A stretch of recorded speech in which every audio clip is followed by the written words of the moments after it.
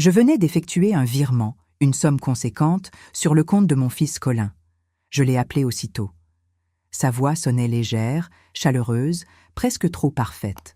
« Merci maman, tu sais, avec le bébé qui arrive, tout compte. » Je me suis contentée de répondre calmement comme toujours. « Bien. Pense à acheter de bons compléments pour Vanessa. Prenez soin de vous. » Il a ajouté 2 phrases aimables, puis a voulu raccrocher. Et c'est là que je l'ai entendu, très distinctement, une voix féminine derrière lui, pas assez loin du haut-parleur.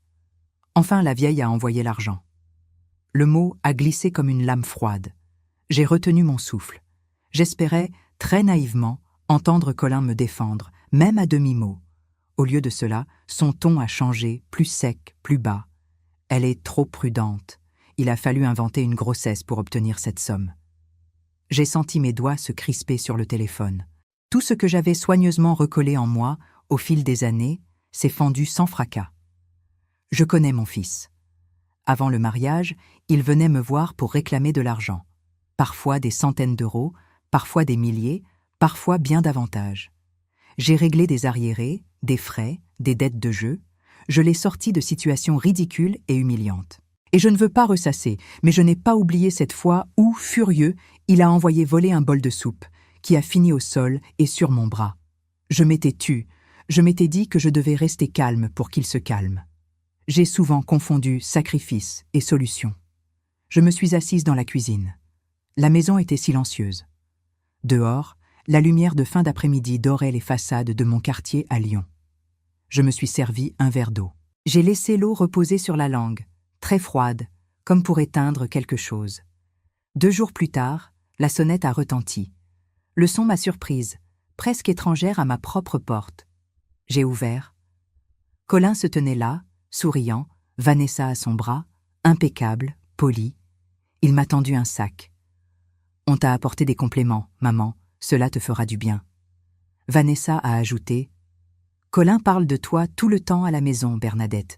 Il avait tellement de travail, il n'a pas pu passer. Je les ai fait entrer. Le salon sentait la cire et le linge propre. Colin m'a invité à m'asseoir, comme si c'était chez lui. Il s'est raclé la gorge, a jeté un regard à Vanessa, puis a lancé, presque en passant, « Tu sais que Vanessa est enceinte. Notre appartement est très petit. » On se disait que, peut-être, on pourrait s'installer chez toi quelque temps. Je ne me suis pas précipitée pour répondre. Je les ai observés. Vanessa a poussé un léger soupir, mesuré. C'est serré, Bernadette. Pour le bébé, ce n'est pas idéal. Ici, c'est calme, central, on pourrait t'aider. Je connais la valeur de ma maison.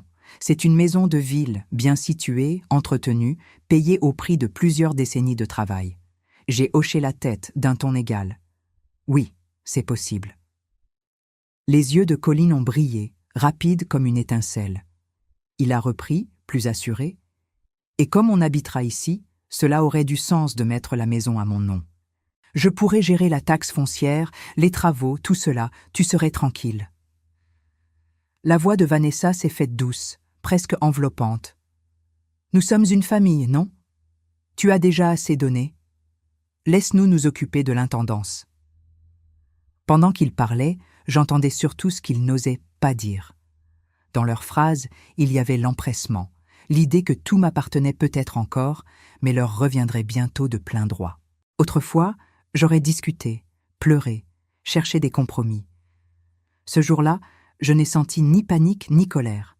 Un calme neuf m'a couverte comme un manteau. « D'accord », ai-je répondu, doucement. Le silence a été bref, coupé net par leur étonnement. Puis Vanessa a souri, large. Je les ai conduits vers la cuisine, j'ai posé de l'eau à chauffer, j'ai sorti des tasses. Ils regardaient autour d'eux comme on regarde un lieu à mesurer. Colin s'est approché de la fenêtre donnant sur le petit jardin. On pourrait mettre un berceau ici. La lumière est belle. Je n'ai pas corrigé son futur. Je n'ai pas dit que la lumière appartient d'abord à celui qui ouvre les volets chaque matin. Nous avons bu un thé. Ils ont parlé d'organisation, de carton, de délai. Je n'ai pas précisé de date, je n'ai rien promis d'écrit. À un moment, Colin a glissé. « Tu sais, pour la maison, on pourrait voir un notaire rapidement. Cela évitera des complications. » J'ai acquiescé sans m'engager. Nous verrons. L'essentiel, c'est que tout se passe sereinement. Quand ils sont partis, un peu trop satisfaits, j'ai rangé lentement la table. Dans l'évier, 2 tasses tièdes fumaient encore. Je me suis regardée dans la vitre sombre du four. Je n'avais pas le visage d'une femme vaincue.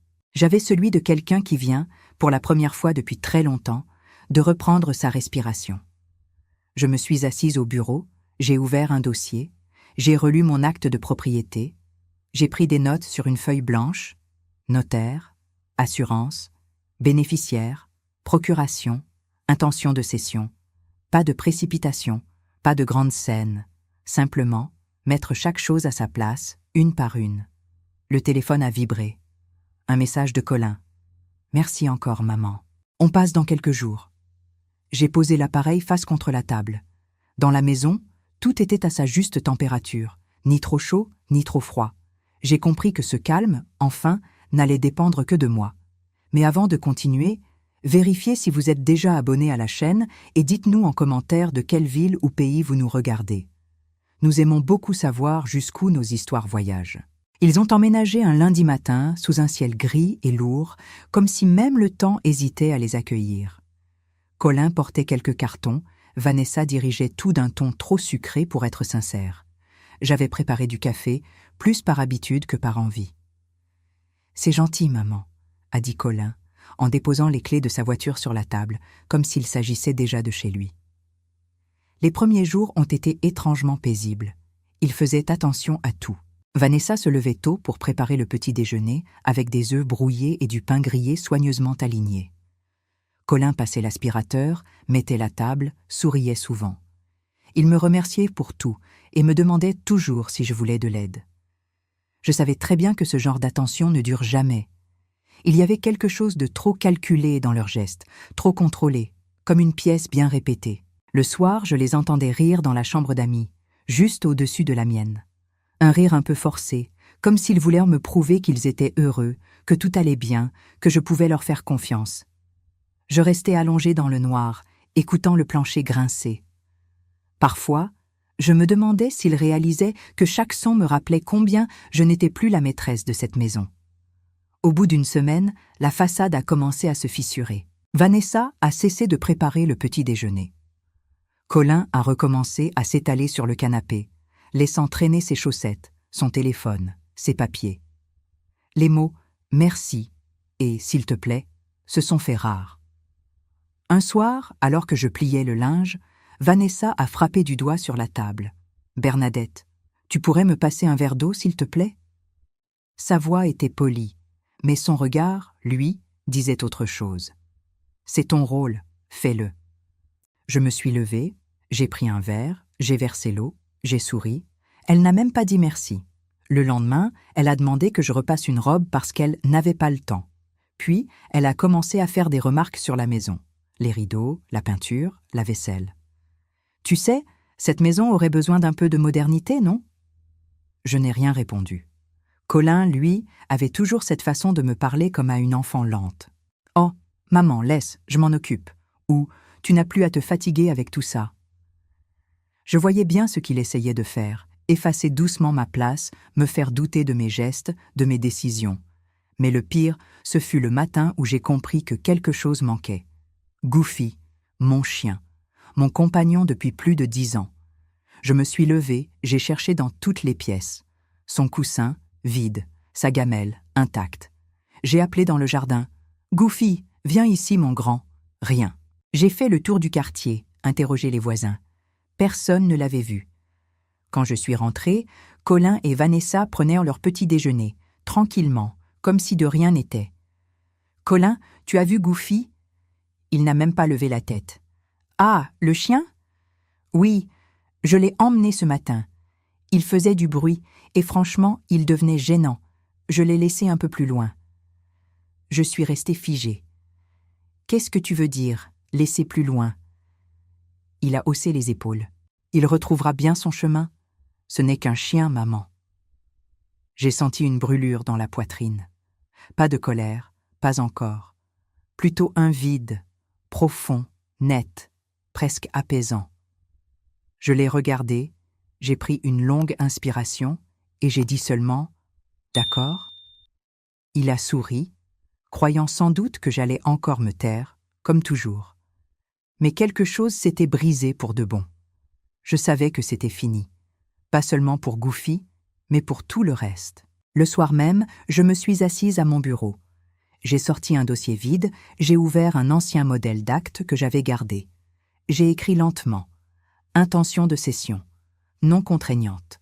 Un document parfaitement inoffensif, sans aucune valeur légale. Un simple brouillon de promesse. Le lendemain, je l'ai tendu à Colin, un sourire calme aux lèvres. « Tiens, voilà le papier dont tu parlais. Comme ça, tu seras tranquille. » Ses yeux ont brillé. Il l'a pris avec empressement, a parcouru les lignes rapidement. Vanessa, derrière lui, semblait déjà soulagée, presque euphorique. « C'est parfait, maman. Tu vois, quand tu veux être raisonnable ?» Je n'ai pas répondu. Je les ai laissés croire à leur victoire, à leur habileté. Je savais très bien qu'ils n'avaient pas lu jusqu'au bout, qu'ils ne comprendraient pas ce qu'ils signaient vraiment. Et moi, pour la première fois depuis des années, je me suis sentie en avance sur eux. Cette nuit-là, j'ai dormi sans rêve. La maison était silencieuse, mais ce silence n'avait plus le goût de la solitude. C'était un silence neuf, plein de promesses. Celui qu'on entend juste avant qu'un plan commence à se mettre en place. Depuis qu'ils s'étaient installés, j'avais cessé de me battre à leur manière. Je les laissais croire que tout était sous contrôle, que j'étais devenue cette vieille femme docile qu'ils imaginaient. En vérité, j'avais simplement changé de terrain. La guerre ne se jouait plus dans les mots, mais dans les gestes du quotidien. Je passais mes journées à la cuisine. J'y trouvais une paix étrange, presque ironique. Vanessa adorait mes plats. Elle me le répétait souvent. « Bernadette, tu cuisines tellement bien. C'est un vrai bonheur d'être ici. » Je souriais, humblement. Elle ne voyait pas que chaque assiette servie était une manœuvre, chaque recette, une stratégie. Je préparais des plats qu'ils aimaient, gratins dauphinois, tartiflettes, pâtes à la crème, quiches épaisses, viandes en sauce, charcuterie bien salée, rien d'excessif, rien de suspect. Simplement ce qu'on appelle ici des plats réconfortants. Trop bons pour être refusés, trop lourds pour être innocents. Chaque repas les laissait un peu plus fatigués, un peu plus paresseux. Colin s'endormait souvent sur le canapé après le déjeuner. Vanessa, elle, se plaignait de migraines ou de nausées légères, mais ne ratait jamais un dessert. Je servais tout avec soin, avec cette politesse tranquille qui finit par désarmer. Il croyait gagner, pendant que moi, je reprenais le rythme de ma maison. Un après-midi, en rangeant le salon, j'ai trouvé l'ordinateur portable de Colin ouvert sur la table basse. L'écran ne s'était pas encore éteint. Je n'ai pas tout de suite compris ce que je voyais.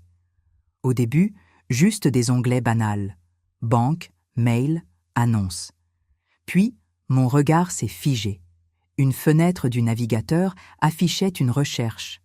Assurance décès parents âgés, montant moyen. Sous celle-ci, d'autres pages ouvertes, fausse chute en randonnée, accident fréquent de montagne non suspect, modèle de testament français.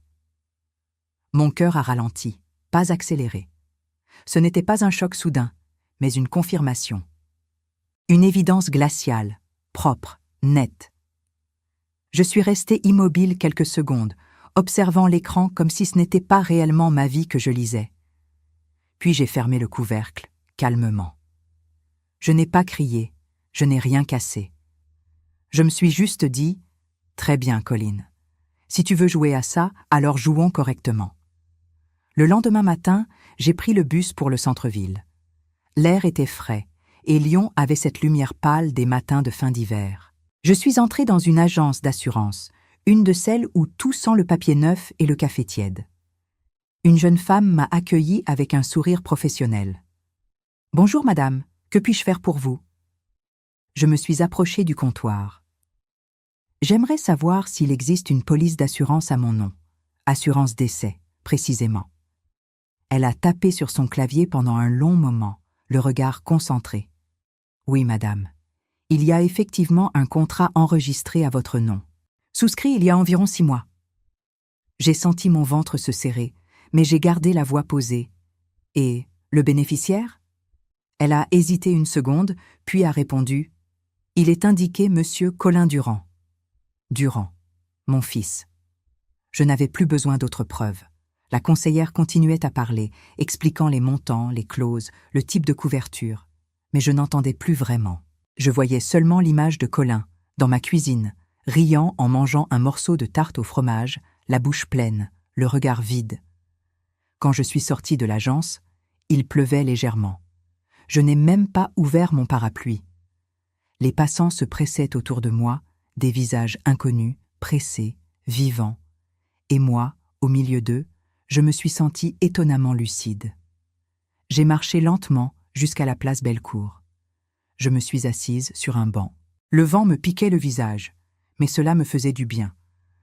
Je repensais à tout ce que j'avais fait pour lui, à ces années où j'avais cru que l'amour pouvait réparer quelqu'un, à ces nuits où je me disais que, s'il se sentait compris, il finirait par changer. Mais non, ce garçon-là n'avait jamais voulu comprendre. Il n'avait cherché qu'apprendre. Et maintenant, il voulait même ce que la mort pouvait lui donner. J'ai regardé mes mains. Elles tremblaient un peu, mais pas de peur. D'une détermination froide, claire. Je savais ce que je devais faire. Ce n'était plus une question d'argent ni de vengeance. C'était une question de survie, et peut-être même de dignité. Le soir, quand je suis rentrée, Vanessa était étalée sur le canapé, le téléphone à la main. Colin, lui, pianotait sur son ordinateur comme si de rien n'était. Je leur ai souhaité bonsoir, comme d'habitude. J'ai préparé le dîner, une soupe épaisse, un gratin, un morceau de camembert bien fait. Ils ont tout mangé avec appétit. Je les ai regardés en silence, sans sourire cette fois. Je savais qu'à partir de maintenant, chaque geste allait compter. La cuisine serait mon champ de bataille, mais la vraie guerre venait à peine de commencer. Ce matin-là, Colin est venu frapper à ma porte plus tôt que d'habitude. Il avait cette voix légère, presque enjouée, qu'il sortait uniquement quand il avait un plan derrière la tête. « Maman, j'ai pensé à quelque chose, » a-t-il dit. « On pourrait aller marcher un peu demain, prendre l'air. Ça te ferait du bien, non ?» Je l'ai observé un instant. Une promenade, avec moi, dans la montagne. Je n'ai rien laissé paraître. « Oui, pourquoi pas ?» ai-je répondu calmement. Il a eu ce petit sourire satisfait, celui qu'il croyait discret, mais que je connaissais par cœur. Le lendemain, nous avons pris la route vers le massif du Vercors. La montagne se dessinait au loin, large, grise et majestueuse. Je connaissais bien ces lieux.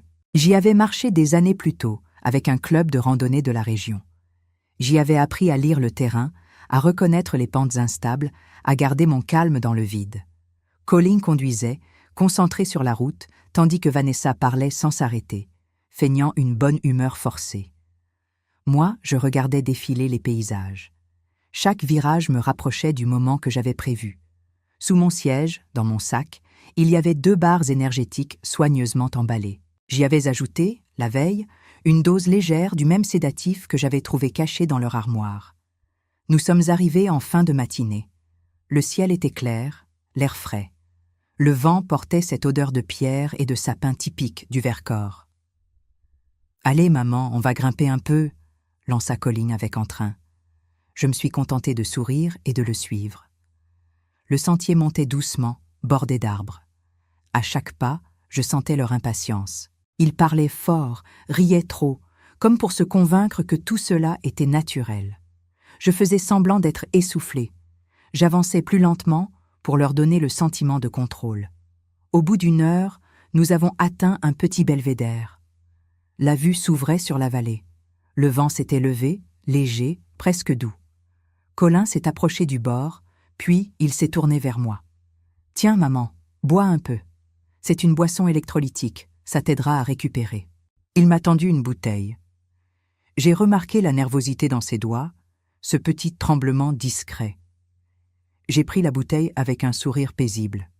« Merci, mon fils. » J'ai porté le goulot à mes lèvres, j'ai penché légèrement la tête et j'ai laissé le liquide effleurer ma bouche sans avaler une seule goutte.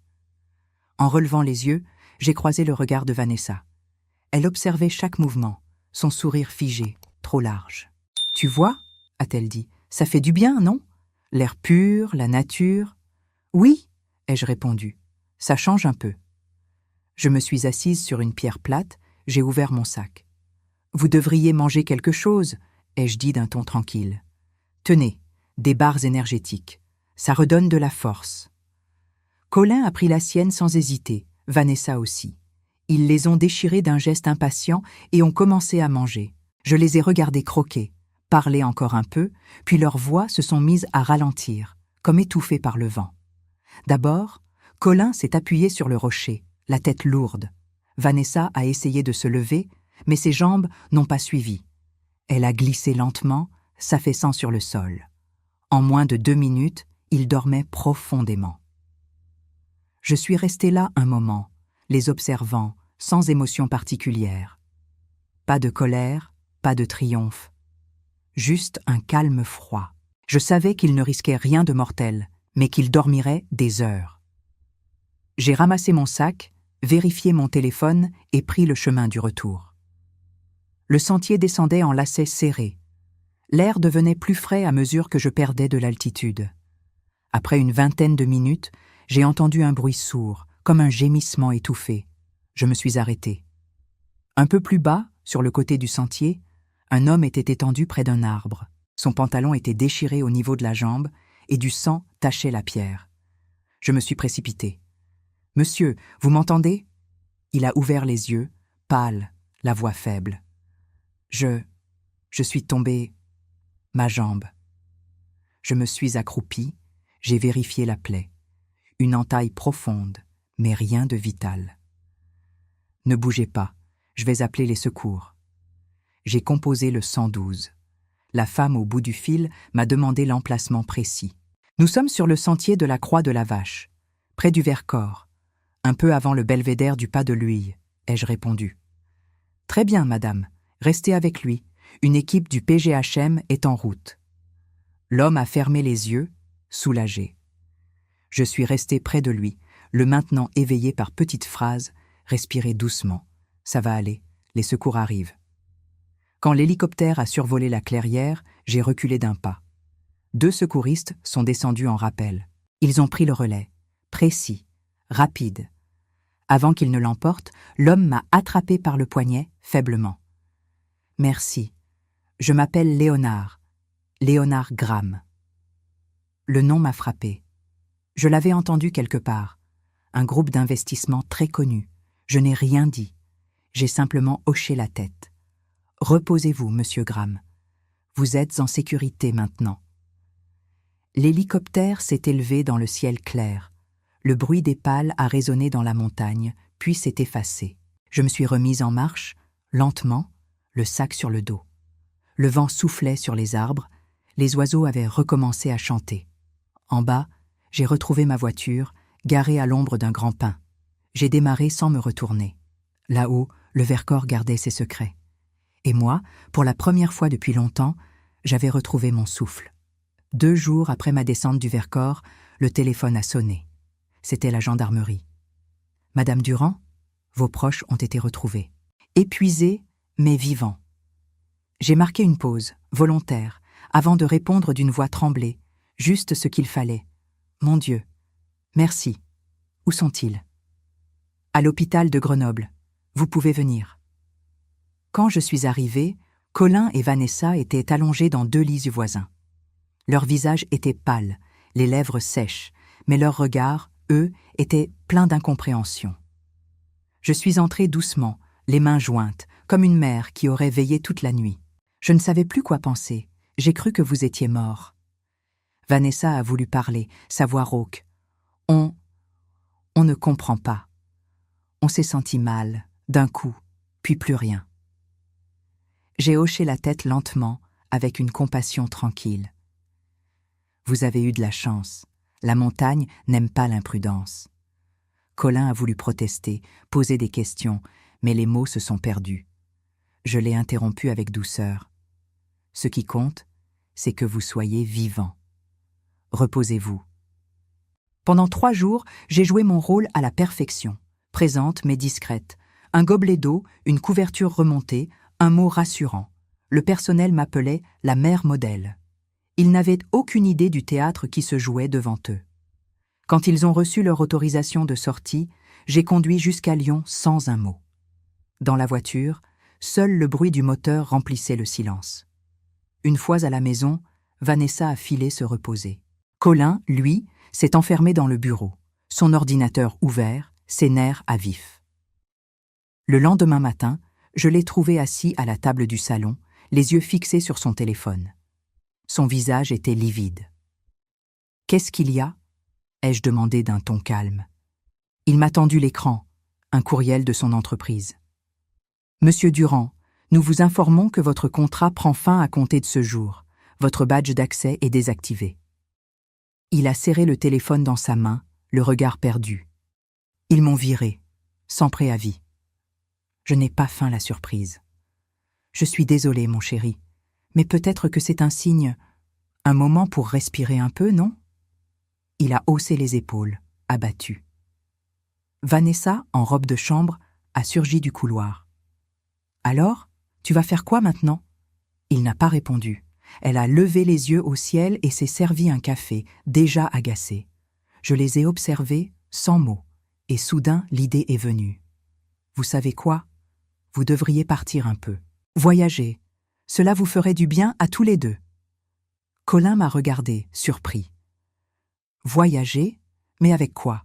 On n'a plus rien. » « Tu as ta réserve de crédit, n'est-ce pas ? Celle que la banque t'avait proposée. » Il a cligné des yeux. « Oui, enfin, peut-être, je ne sais pas combien il reste. Assez pour un beau voyage, j'en suis sûre. Et moi, je vous aide pour le reste. » J'ai parlé avec cette douceur tranquille qu'il connaissait si bien, celle qui l'endormait depuis l'enfance. En moins d'une journée, tout était prêt. Vol réservé, hôtel à Phuket, photos paradisiaques à l'écran. Vanessa, soudain radieuse, enfilait déjà ses lunettes de soleil dans le salon. « Merci, Bernadette. Vous êtes vraiment adorable. » J'ai souri. « Profitez-en bien, vous l'avez mérité. » Le lendemain, je les ai conduits à l'aéroport. Vanessa s'est penchée vers moi, l'air faussement ému. « On vous rapportera un souvenir, promis. » Colin m'a embrassé sur la joue, sans me regarder. Je les ai regardés disparaître dans la foule des départs. Sur le chemin du retour, j'ai ouvert la fenêtre. Le vent entrait, froid et clair. La ville semblait plus grande, plus silencieuse. Dès mon arrivée, j'ai sorti une feuille et un stylo. Liste à vider. Leurs vêtements, leurs dossiers, leurs objets personnels, tout ce qui porte leur odeur. J'ai appelé une société de déménagement. 2 jeunes sont venus dès le lendemain. « Tout ce qui est dans la chambre du fond, vous l'emballez et vous emportez. Donnez-le à une association. » Ils ont hoché la tête sans poser de questions. Pendant qu'ils travaillaient, je faisais le tour des pièces. Leur présence s'effaçait peu à peu, boîte après boîte, tiroir après tiroir. Quand tout fut vide, j'ai changé les serrures. J'ai fait installer une nouvelle alarme. J'ai lavé le sol, ouvert grand les fenêtres, laissé le vent entrer. En fin de journée, la maison respirait à nouveau. J'ai préparé un café, me suis assise sur le canapé, et pour la première fois depuis des mois, j'ai savouré le silence. Le téléphone a vibré. Un message de Colin. « Sommes bien arrivés. L'hôtel est magnifique. Merci encore, maman. » J'ai répondu simplement « Profitez-en. » Puis, j'ai éteint le téléphone. La nuit tombait doucement sur Lyon, et dans ma maison enfin débarrassée du poids des autres, j'ai compris que la paix, parfois, se gagne sans un mot. Quand ils sont revenus de Thaïlande, leur bronzage ne parvenait pas à cacher la fatigue. On voyait tout de suite que les vacances avaient été plus longues pour leur carte bancaire que pour leurs nerfs. Vanessa est entrée la première, traînant ses valises. Son ton était sec. « Bernadette, il faut qu'on parle. » Colin suivait derrière, les épaules affaissées, les yeux cernés. Je les ai laissés s'asseoir dans le salon. Sur la table basse, j'avais déjà posé 2 dossiers, l'un bleu, l'autre beige. « Je t'écoute », ai-je dit calmement. Colin a soupiré, nerveux. « On a besoin d'argent, le crédit est bloqué, la banque parle de remboursements immédiats, et puis, la maison. Il faudrait qu'on règle la question de la maison, maman. » Je l'ai regardé droit dans les yeux. « Oui, justement, parlons-en. » J'ai ouvert le dossier beige et je l'ai glissé vers lui. Voici le document que tu m'as fait signer il y a quelques mois. Tu te souviens? L'intention de cession. Il a parcouru les pages, confiant, avant de froncer les sourcils.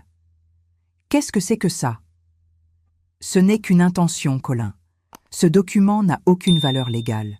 Il ne transfère rien du tout. La maison est toujours à mon nom. Vanessa s'est penchée pour regarder à son tour. Son visage s'est figé. Tu plaisantes? Tu veux dire qu'on n'a rien signé? J'ai souri doucement. Ah, vous avez signé quelque chose, mais pas ce que vous pensiez. Vous étiez trop pressé pour lire jusqu'à la dernière ligne. Colin s'est levé d'un bond. Tu nous as trompés. Je me suis levé à mon tour, sans hausser la voix. Non, je vous ai simplement laissé croire ce que vous vouliez croire.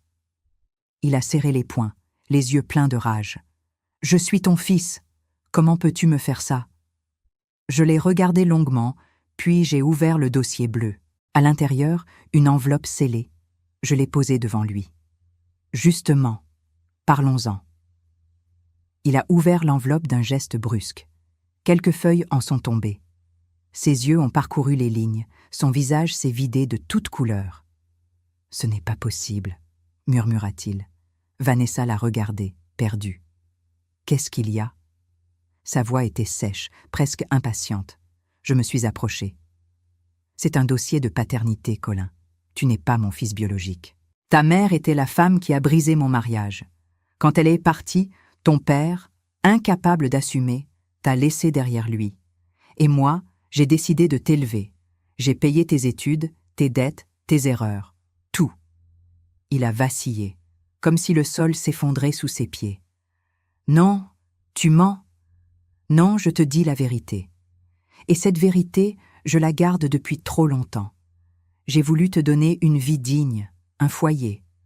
Mais toi, tu n'as vu que l'argent, jamais la main qui te le tendait. » Vanessa a reculé, comme si elle découvrait un étranger. « Alors, tout ça, cette maison, l'argent. Oui, Vanessa, rien ne vous appartient. Pas une pierre, pas une cuillère. Et maintenant, vous allez partir. » Colin est resté là, figé, incapable de parler.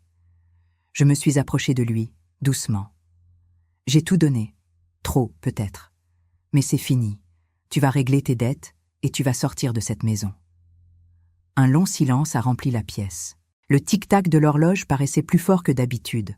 Enfin, Colin a murmuré, presque sans souffle, « Je n'ai plus rien, maman. » Je me suis redressée. « Non. Tu as encore une chance. Celle d'apprendre ce que veut dire tout reconstruire par soi-même. » Je leur ai ouvert la porte. Ils sont restés un moment sur le seuil, immobiles, avant de descendre les marches lentement. Quand la porte s'est refermée derrière eux, le bruit du loquet m'a semblé définitif, presque apaisant. Le lendemain matin, j'ai reçu un appel. Une voix masculine, posée, familière. « Bonjour Bernadette, c'est Léonard Graham. Vous vous souvenez de moi ?» Je me suis surprise à sourire. « Bien sûr. Comment allez-vous ? » « Grâce à vous, beaucoup mieux. J'aimerais vous inviter à déjeuner, pour vous remercier et pour parler un peu. » Nous nous sommes retrouvés dans un petit restaurant près des quais de Saône. Il portait une chemise claire, son air calme lui allait bien. Nous avons parlé de tout, sauf du passé. Du café, des voyages, des lectures. Sa voix était douce, rassurante. Quand nous avons quitté le restaurant, il m'a tendu son bras sans un mot. Je l'ai pris. Les jours suivants, il m'a souvent appelé. Parfois juste pour savoir comment j'allais. Parfois pour me proposer une promenade. J'ai accepté. Lentement, sans hâte. Ma maison, redevenue mienne, s'est remplie d'un silence vivant, d'une paix simple. Je me suis remise à cuisiner pour moi, à lire, à jardiner. Le matin, j'ouvrais les volets sans crainte de croiser un regard envieux ou une voix qui réclame. Un soir, Léonard est passé avec une bouteille de vin. Nous avons dîné dans le jardin, sous les guirlandes lumineuses qu'il avait aidé à installer. Il m'a regardé avec un sourire tranquille. « Vous savez, Bernadette, il y a des portes qu'on ferme pour de bon, mais parfois, c'est la seule façon d'en ouvrir d'autres. » Je l'ai regardé à mon tour, sans répondre. J'ai simplement hoché la tête. Il avait raison. Ce soir-là, je n'ai pas pensé à Colin. Je n'ai pas pensé à ce que j'avais perdu, seulement à ce que j'avais enfin retrouvé. Ma vie, telle qu'elle aurait toujours dû être. Si cette histoire a touché votre cœur, répondez ici dans les commentaires. À ma place, qu'auriez-vous fait? N'oubliez pas de regarder la prochaine vidéo qui apparaît sur votre écran. Elle apporte un rebondissement surprenant et émouvant qui vous captivera du début à la fin.